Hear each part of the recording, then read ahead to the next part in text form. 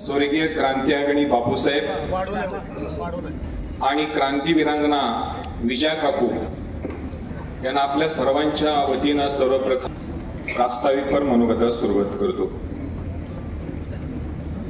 आज या समारंभासाठी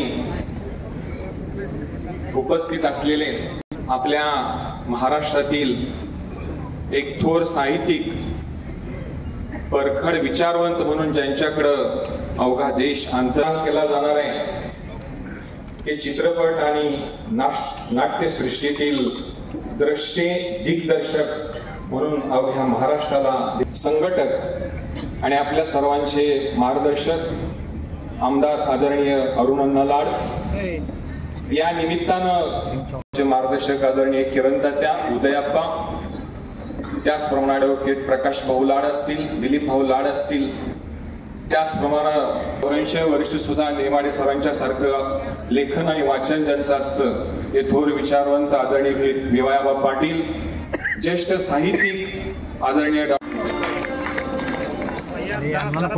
क्रांतीची भूमी म्हणजे सन्मान करणाऱ्यांची भूमी,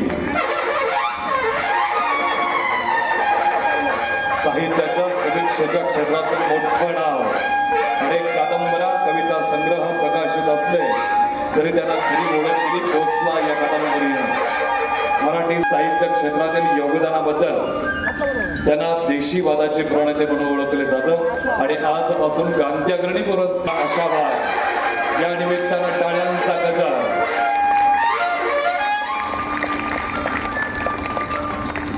त्यानंतर कुठल्या नाशिक तुरुंगात होता 42 त्यावेळी एक कॉम्रेड त्यांच्या बरोबर होते डांगे, आणि त्यांच्यात त्यांनी प्रश्न असा विचारला की आपण कम्युनिस्ट आहोत, पण मी मराठा कम्युनिस्ट आणि तुम्ही ब्राह्मण कम्युनिस्ट, असं भेद कशामुळे राहतो इतकं झाल्यावर आपल्या सगळ्या कॉम्रेड लोकांमध्येही आपल्याला असं म्हणतो ते ब्राह्मण कम्युनिस्ट मराठा असं कसं राहतो।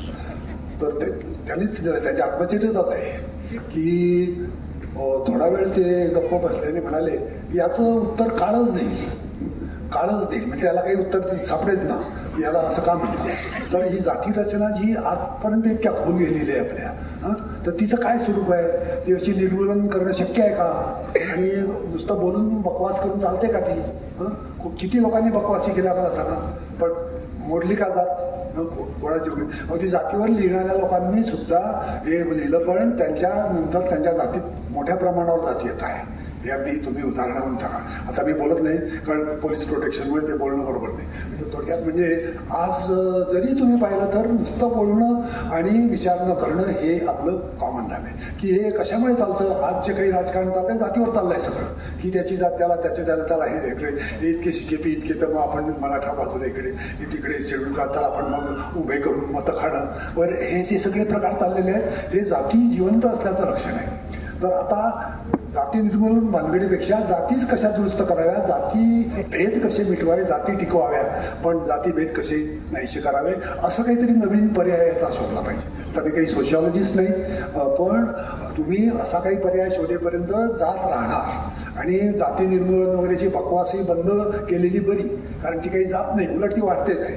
पूर्वी नव्हती, नेहरूंच्या आणि गांधीच्या काळात गांधींचे सगळे फॉलो होते बनिया जातीचे, पण त्यांचे सगळे ब्राह्मण सगळ्या प्रकारचे लोक त्यांचे होते, पण आज तुम्हाला अमक्याचा फॉलोवर जो त्याच्याच जातीचा असतो, अशी परिस्थिती सगळीकडे, अगदी युपी पासून पहा तुम्ही बिहार म्हणजे सगळीकडे हे वाढत चाललंय। असं असताना जाती निर्मूलनाच्या भाषा करतात कशाला? आणि कॉन्स्टिट्यूशन मध्येच काहीतरी याची व्यवस्था केली पाहिजे आता, किंवा जाती म्हणजे काय, त्या काय असाव्यात आणि त्याचं महत्व काय, त्यातल्या त्यात माग असलेल्या जाती खऱ्या कोणत्या, खोट्या कोणत्या, आणि कोणाला मदत द्यावी, हे असं जाती समोर ठेवूनच आता राजकारण केलं तर ते जाती किंवा निदान जातीचे भेद जाती जाणार नाही, कारण आपला देश जो तयार झालाय तो अनेक जातींनी मिळून तयार झालाय। म्हणजे तुम्ही पहा की कनिष्काच्या काळापासून लोक आपले देशी झाले इथे, म्हणजे हिंदुस्थानात झालं आपले इथले झाले, आणि अगदी हूड, तारतार, नंतर ते मोगल, हे सगळे आले आपल्याकडे। म्हणजे तिकडचे लोक तर आपल्या मोगल लोकांना, मुसलमान लोकांना हिंदू म्हणायचे, की अकबर शहाजहान हे हिंदू माजलेले आहेत असं नादिरशहाचं वगैरे पत्र आहे या तिकडच्या मोगल लोकांचं. कारण हिंदू म्हणजे सगळे इकडचे, सिंधूच्या इकडचे सगळे हिंदू, अशी सगळी आपली त्यावेळची पद्धती. मध्येच कोणतरी मला वाटतं इंग्रजांनीच खानेशुमारी हिंदू शब्द टाकला, त्याच्या आधी हिंदू शब्द नव्हता.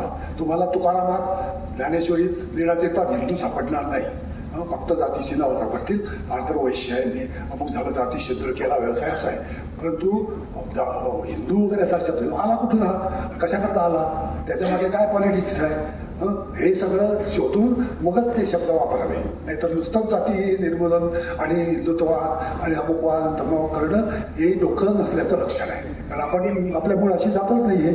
असं काहीतरी आता तुमच्यासारख्या क्रांतिकारक अशा लोकांनी शोधून काढावं आणि तरच आपल्या देशाला तरलोप आहे, एवढंच मला शेवटून सांगावं लागतं. शेवटी मित्र हो, या कुंडलसारख्या तीर्थस्थळात माझा एवढा सन्मान केला म्हणजे हा मला फार मोठा सन्मान वाटतो. आपण मला या निमित्ताने उपकृत केलं. मी आपला जन्मभर ऋणी राहील. धन्यवाद आदरणीय सर. क्रांती अग्रणी पुरस्कार 2024